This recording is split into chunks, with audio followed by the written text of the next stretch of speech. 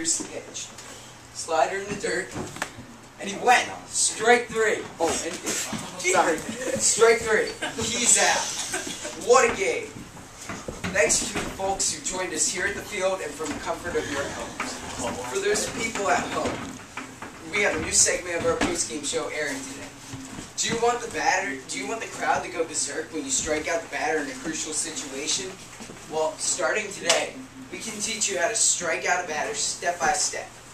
In order to strike out a batter, you have to know the batter, keep that batter off balance, and stay on the same page with your catcher. First, you have to know the batter. Depending on the intensity of your league, you may or may not have access to film and scouting reports of the batter. But if you do have access to these, they're crucial to use.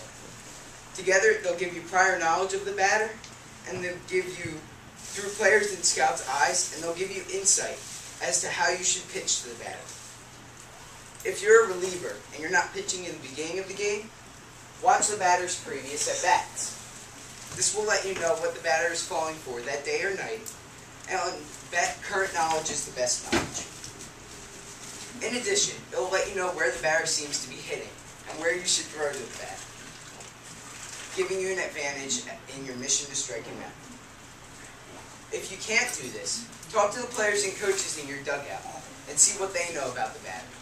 This past year for me in baseball, I didn't know a majority of batters in the league, but with the help of judging by appearance and talking to players in my dugout, some of who knew batters I didn't, I had an overall successful season pitching.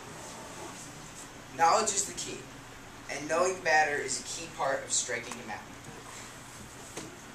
Second, you need to keep the batter off balance.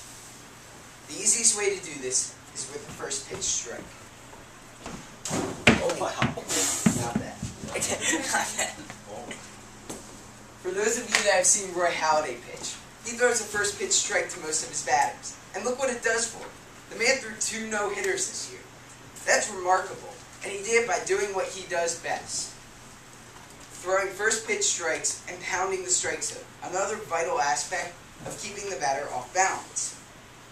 If you throw all of your pitches down the middle, the batter will hit one eventually and will hit it badly.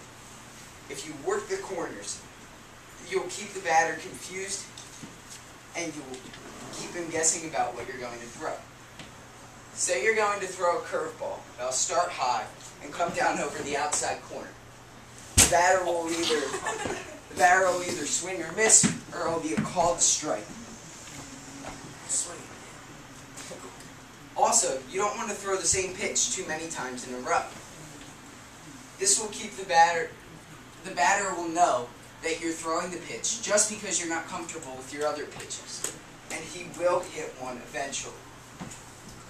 Oh. The batter.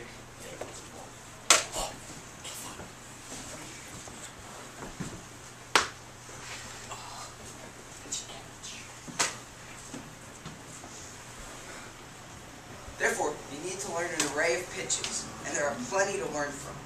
Along with these pitches, there are guidelines. For example, a pitcher behind in the count will usually throw a fastball to get back into the count, but this is not always the best idea. You want to learn all of your pitches so that you can throw any pitch on any count, keeping the batter guessing and not knowing what you're going to throw. This is an easier aspect of pitching for me, because I focus greatly on off-speed pitches, which break and don't let the batter know where you're going to throw. This will keep the batter confused and nervous, and it'll help you in your mission to strike him out. Third, you have to stay on the same page with your catcher. There are a few ways to do this successfully.